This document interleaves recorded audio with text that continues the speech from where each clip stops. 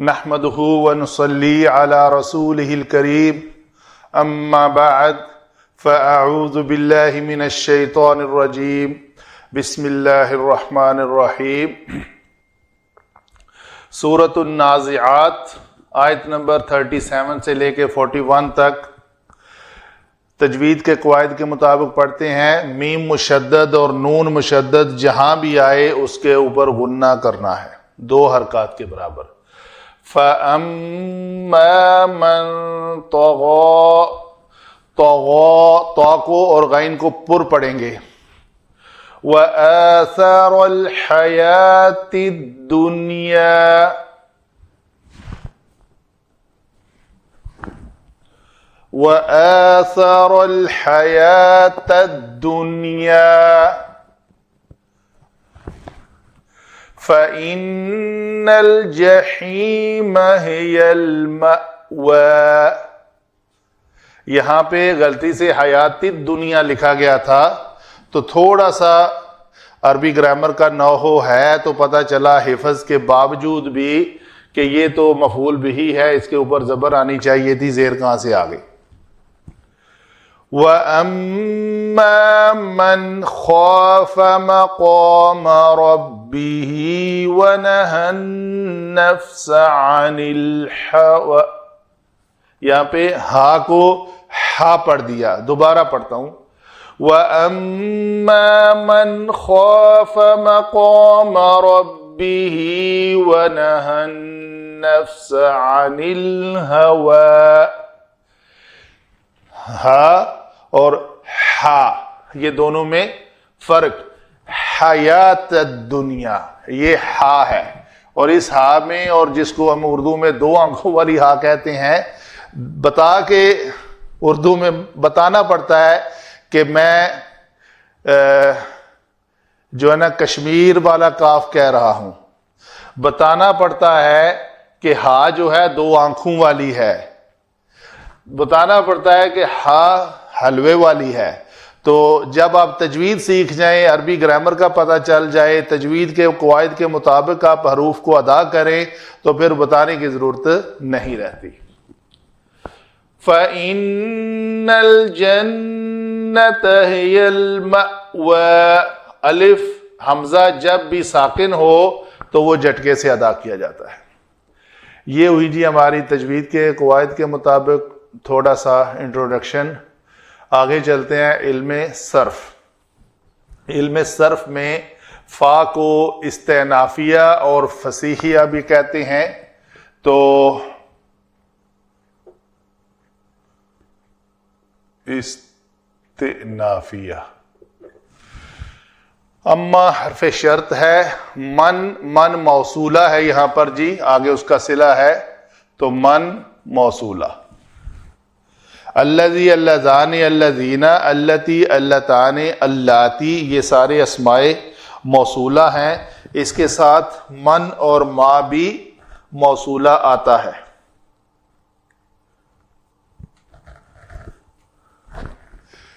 اس من کو بمعنی الذی لکھتے ہیں علماء۔ طغا، طغیا، طا، غین اور یا، طغیانی، یہ اردو کا لفظ اسی سے بنا ہوا ہے۔ تو طغا سرکشی کرنا، اپنی حد جو متعین کردہ حد ہے اس سے باہر نکل جانا۔ دریا میں طغیانی آنے کا معنی بھی یہی ہے کہ دریا کے اندر پانی کو ایک سرٹن حد پر رہنا چاہیے، جب اس کو پھلانگ کر وہ باہر نکل کر ساری زمین میں پھیل جاتا ہے تو کہتے ہیں جی طغیانی آ گئی ہے۔ تو معنوی طور پر یہی ربط ہے اس کا۔ طغا، طغیا، تو غین کے اوپر زبر کی وجہ سے یا جو ہے وہ الف میں بدلی، اور غین کے بعد اس کو لکھنے میں الف مکسورہ کی شکل میں ہم نے لکھا۔ اس کے بعد آگے ہے جی یہ باب فاتح یفتح سے آتا ہے۔ واو عطف ہے، اس فعل اور اس فعل کے درمیان اثر، ثارا، اردو کا لفظ بھی اثر ہے، تو اس کو باب افعال سے لیا گیا ہے. باب افعال کا فعل ماضی واحد مذکر غائب کا صیغہ افعلا، یہاں پہ بھی یہ بن جائے گا اثرا. دو حمزہ کے تخفیف کا قاعدہ، دو حمزہ جب اس طرح اکٹھے ہوں، پہلے متحرک حمزہ کے بعد ایک ساکن حمزہ آ جائے تو اس ساکن حمزہ کو پہلے کی حرکت کے مطابق حرف علت میں تبدیل کیا جاتا ہے. اگر زبر ہو تو الف سے، زیر ہو تو یا سے، واو ہو تو پیش سے. تو یہاں پہ چونکہ زبر ہے تو اس کو ہم نے الف سے تبدیل کیا، یہ بن گیا لفظ آثرا. چاہے ایسے لکھ لیں، چاہے اس کو الف کے اوپر ایسے زبر لکھ لیں تو سیم ہے. الحیات، یہ ہا یا مادہ سے یا ہا یا واو مادہ سے بھی دونوں سے آتا ہے. تو علماء نے یہاں پہ یہ فعال تاکہ وزن پر آیا ہے،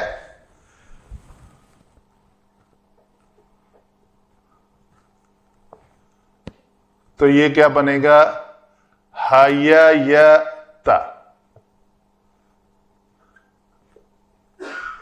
تو اس یا مفتوح کو ماقبل مفتوح کی وجہ سے الف سے بدلیں گے تو یہ حیاتا بن جائے گا. الدنیا دال نون واو مادہ سے فعلا کے وزن پر یہ اس شکل میں آئے گا.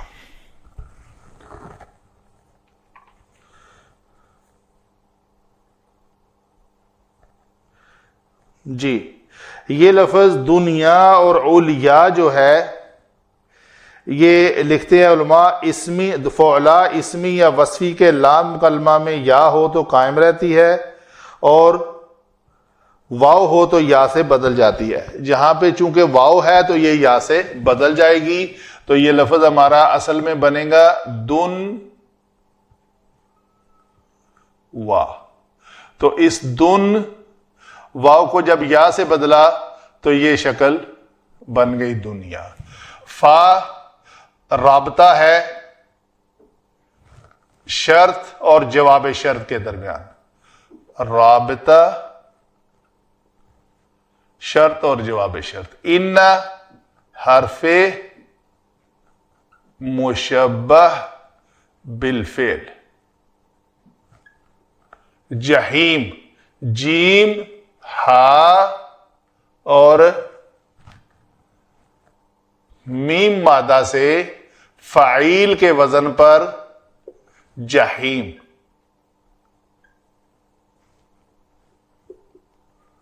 ہیا اس میں ضمیر مرفوع منفصل نٹ متصل. المأوى یہ کیا ہے جی؟ از اول فتیتو. یہ آوایا یہ لفظ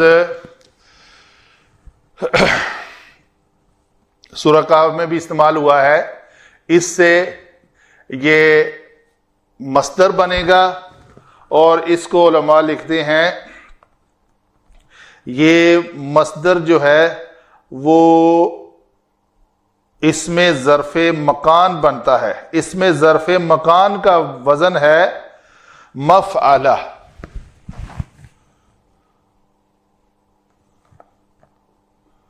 مفعلہ تو کیا بنے گا؟ م و یا. واو کے اوپر زبر کی وجہ سے یہ الف میں تبدیل ہو کر الف مکسورہ لکھا جائے گا تو یہ لفظ بنے گا مأوا. و اما پھر یہ عطف ہے جی. اما اور اس اما کے درمیان واو عطف. فعل اس فعل کے درمیان یہ عطف. من اما شرطیہ کے بعد یہ پورا جملہ شرطیہ ہو کر فا کے بعد جواب شرط، تو فا جو ہے وہ رابطہ بنا رہا ہے. من پھر یہاں پہ اما پھر حرف شرط ہے. من موصولہ ہے. خوافا، خا واو اور فا مادہ سے خوافا، تو یہ واو الف میں سے بدلی تو بن گیا خوفا. مقامہ، یہ بھی مفعلہ کے وزن پر، جیسے ہم نے مأوا بنایا، یہ بھی اس میں ظرف مکان ہے. مقوامہ، قاف جس سے کاما یقوم بنتا ہے، قوم.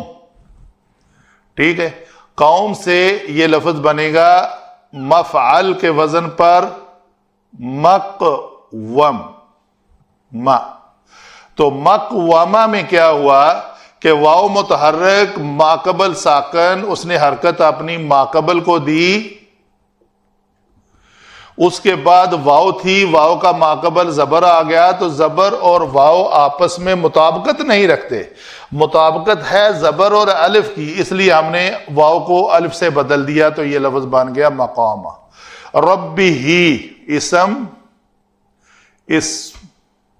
ضمیر مجرور متصل، واو عطف. خوف نہا، یہ فعل ہے نون ہا اور یا مادہ سے. نہایا، نہایا ینہیو، یہ لفظ بنے گا ہمارا. تو نہایا جو ہے فعل ماضی واحد مذکر غائب کا اگر صیغہ بنائیں تو کیا بنے گا؟ نہا، نون ہا یا اور نہا. نون ہا کے بعد یا جو ہے وہ الف بن کر الف مکسورہ لکھی جائے گی. ان نفس اسم، ان حرف جر جارا. الہوا یہ بھی اسم ہے مصدری ہوا خواہش نفس. فا پھر رابطہ ہے شرط اور جواب شرط کا.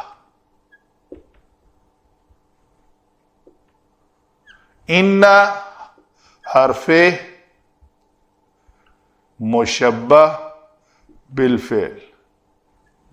الجنت جیم نون، نون مادہ سے جنت فعلت جنت، تو یہ نون کا نون میں ادغام ہوا.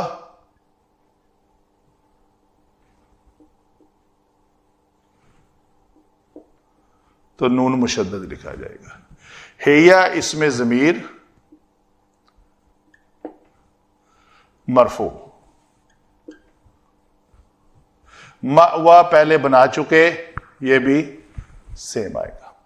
یہ ہوئی جی ہمارے علم صرف کے مطابق الفاظ کو بنانے کا طریقہ. ایک روٹ ورڈ سے الفاظ کیسے بنے.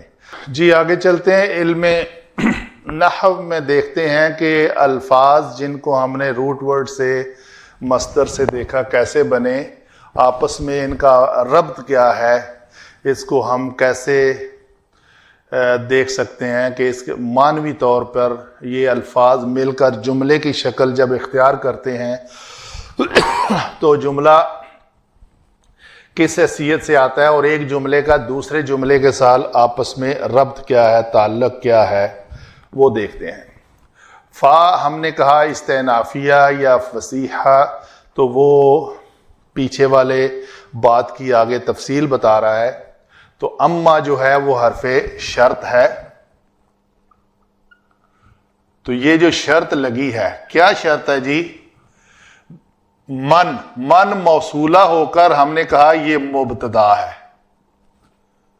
مبتدا محلن یہ مرفوع ہے. اس میں آپ نے کسی مبنی کلمے میں، حروف سارے ہی مبنی ہوتے ہیں، کسی مبنی کلمے میں اس کا مرفوع ہونے کی علامت تلاش نہیں کرنی. فعل ماضی کے جملے کو جب ہم کہہ دیتے ہیں محلن مرفوع ہے تو اس میں علامت تلاش کرنے والی بات ختم. طغا یہ بڑا سادہ سا جملہ ہے، اس نے سرکشی کی. تو فعل اس کے اندر ایک ہوا ضمیر چھپی ہوئی ہے وہ جو ہے وہ کیا ہے جی؟ وہ ہم کہیں گے کہ یہ مرفوع متصل ہے. مرفوع ہے تو فاعل بنے گی. تو گویا فعل جمع فاعل ایک جملہ بنا جو اس مبتدا کی خبر بنے گا. فَأَمَّا مَن طَغَى، جس نے سرکشی کی. تو یہ استغوا میں ہوا جو ہے وہ اس من کی طرف راجع ہے. تو شرط ہے کہ جس نے سرکشی کی، اللہ تعالیٰ کی متعین کردہ حدود کو پھلانگ کر باہر نکلنے کی کوشش کی.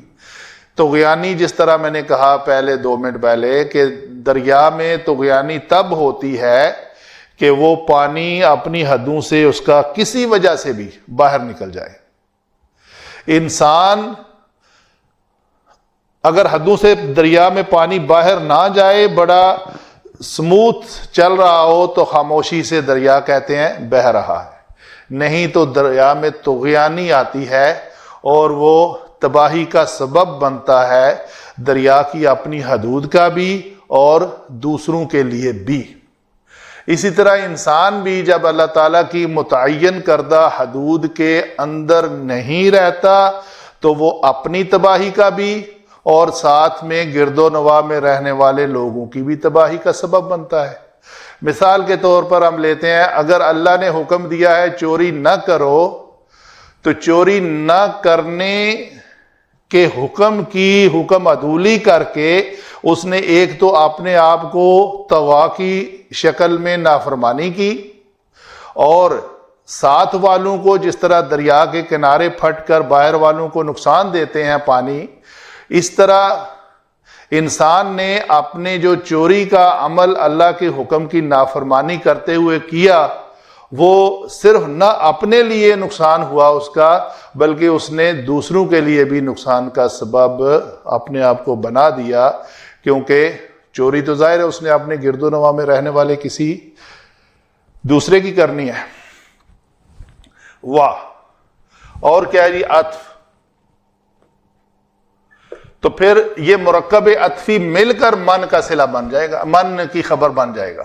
تو خبر ابھی اکیلی نہیں ہے، یہ ہم کہیں گے کہ یہ معطوف علیہ ہے.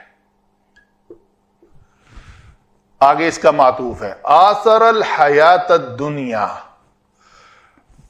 دنیاوی زندگی. اس نے دنیاوی زندگی کو ترجیح دی.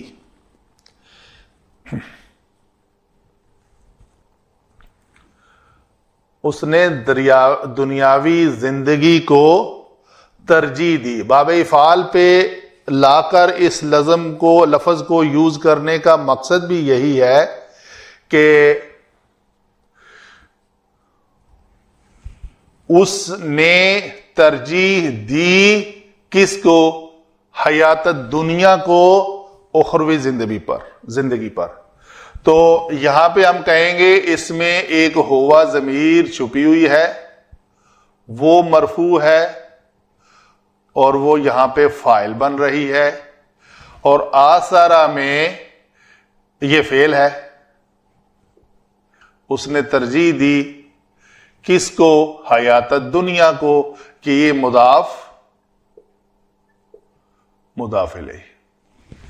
دیکھ لیتے ہیں کہیں یہ کوئی اور شکل تو نہیں ہے. صفت اور موصوف بن رہا ہے جی. زندگی اخروی نہیں ہے بلکہ یہ حیات جو ہے یہ موصوف ہے، جمع یہ صفت ہے. حیات کی صفت ہے کہ یہ دنیاوی زندگی ہے نہ کہ اخروی ہے. تو گویا یہ مرکب توصیفی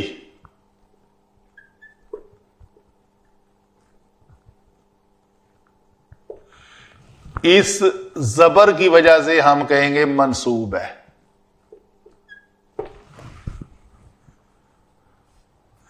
تو اگر یہ منصوب ہے تو ہمیں دیکھنا ہے کہ اس سے پہلے کوئی اننا تو نہیں ہے جس کا اسم بن کر یہ منصوب ہو رہا ہے، گویا یہ وہ 8 چارٹ کی شکل میں نے پچھلے لیکچر میں دکھائے تھے، ابھی پھر دکھا لیتے ہیں۔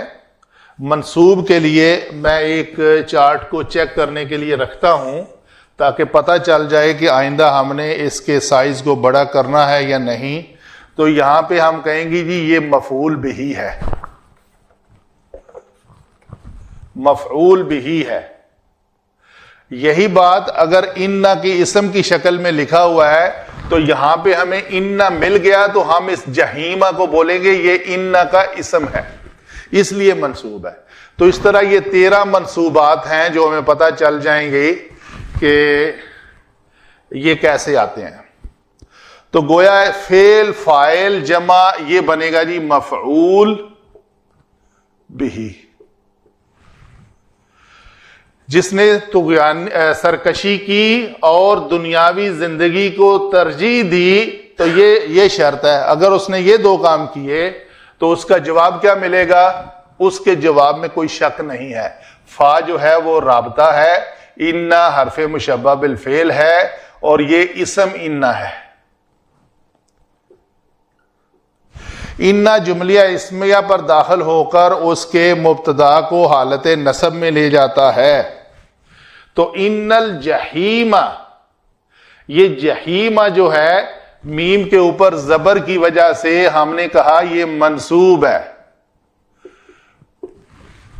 منصوب کہنا، اس کو مرفوع یا مجرور کیوں نہیں کہا، یہ دلیل ہے کہ میم کے اوپر زبر ہے تو یہ منصوب ہے۔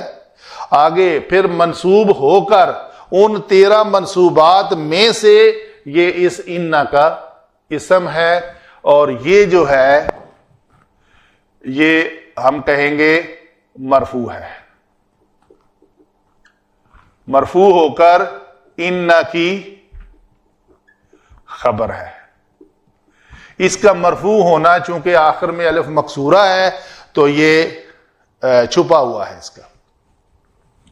تو بے شک جہیم ان کا ٹھکانہ ہے۔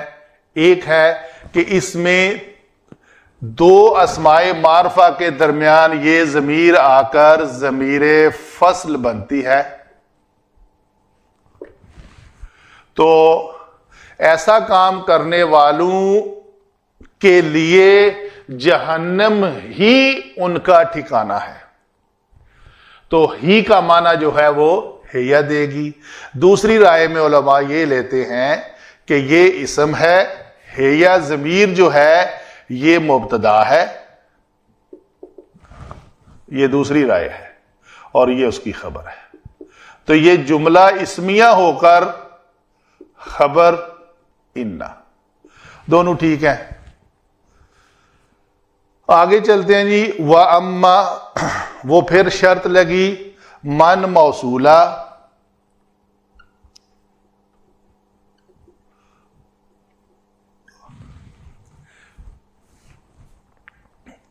یہ معطوف علیہ کو ہم آثر الحیات الدنیا کے جملے کو معطوف کہنا بھول گئے تو یہ معطوف بنا۔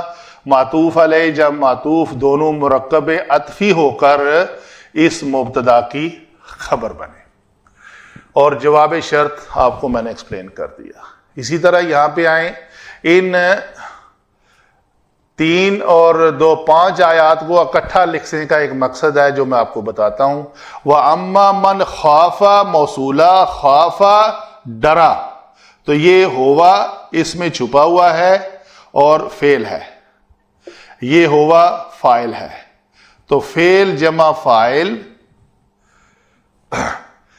کہاں پہ کھڑا ہونے سے ڈرا جی؟ مقام ربی ہی، اپنے رب کے سامنے۔ تو یہ کیا ہے جی؟ یہ مرکب اضافی، ربی ہی میں مضاف مضاف الیہ، مقامہ یہ مرکب اضافی جو ہے اس مقامہ مضاف جمع پورا مرکب اضافی مضاف الیہ، تو یہ مل کر مرکب اضافی کیا بنے جی؟ منصوب۔ منصوب ہونا یہ زبر کی وجہ سے تو مفعول بن گیا، مفعول بھی. فائل جمع فعل جمع فائل جمع مفعول بھی شرط لگی، یہ مبتدا ہے.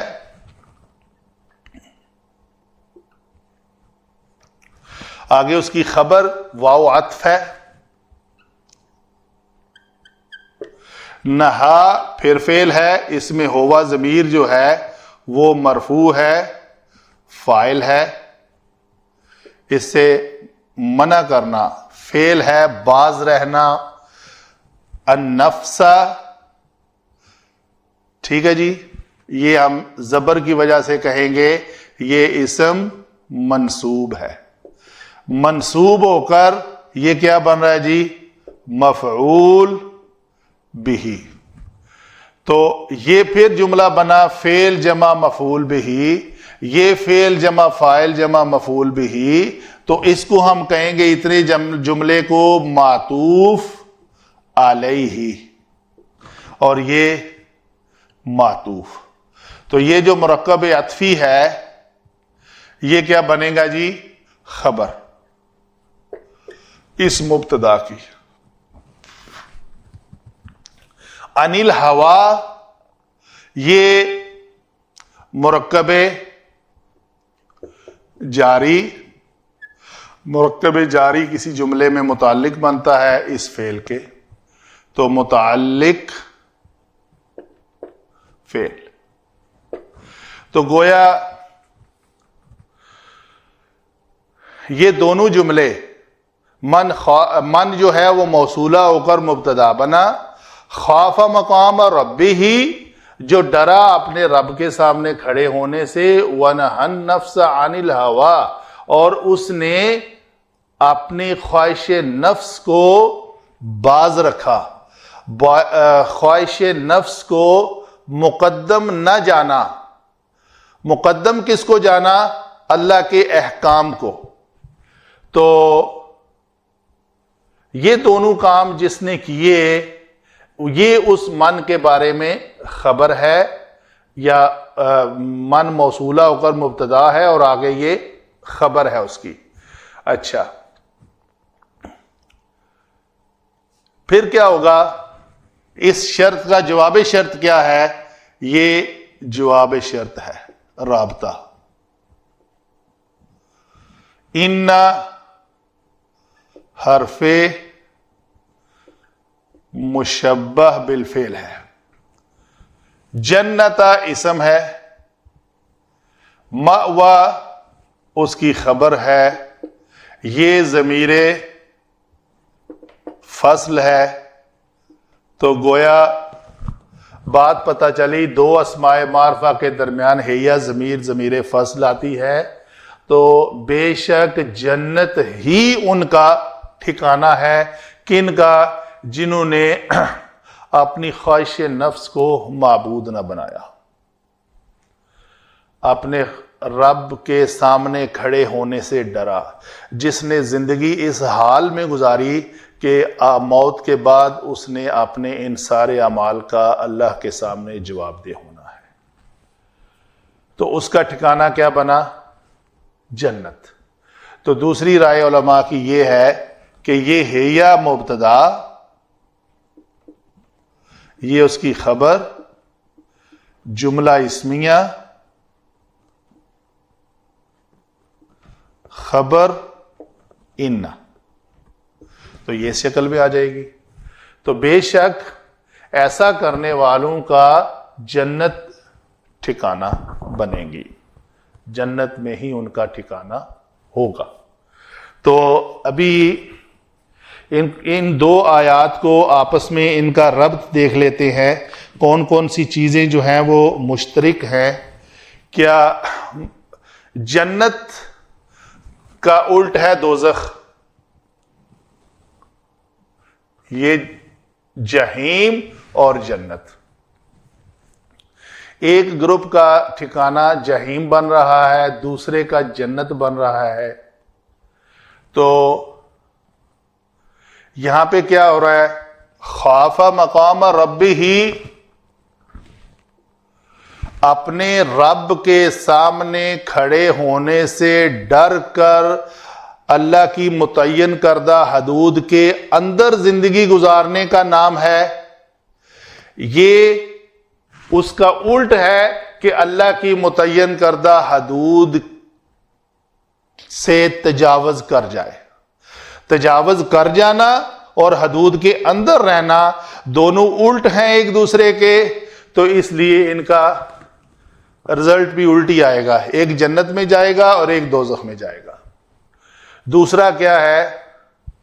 ایک دنیاوی زندگی کو ترجیح دیتے ہوئے اسی زندگی میں ہی رہ کر اسی کو سب کچھ سمجھ کر اپنی خواہش نفس کو کنٹرول نہیں کرتا۔ خواہش نفس جو زندگی کے معاملات میں جو کہتی ہے اس کو مانے چلا جاتا ہے، وہ ہے آثرہ، ترجیح دینا۔ اور روکنا کیا ہے؟ نہا۔ جس نے اپنے نفس کو روکا، کس سے؟ دنیاوی زندگی کے معاملات میں لذت حاصل کرنے سے، اور آخرت میں اللہ تعالیٰ کے سامنے اپنے رب کے سامنے کھڑے ہونے کا ڈر اس کے دل میں رہا، تو یہ دونوں الٹ باتیں ہیں۔ ایک ہے جو خواہش نفس سے اپنے آپ کو باز رکھتا ہے، اپنے نفس کو روک رکھتا ہے خواہش سے، خواہشات سے۔ دوسرا ہے جو ترجیح دیتا ہے اس زندگی کو اور اسی کے پیچھے چل پڑتا ہے۔ یہ دونوں ایک دوسرے کے الٹ ہیں، تو ان کا رزلٹ بھی الٹ ہی نکلے گا۔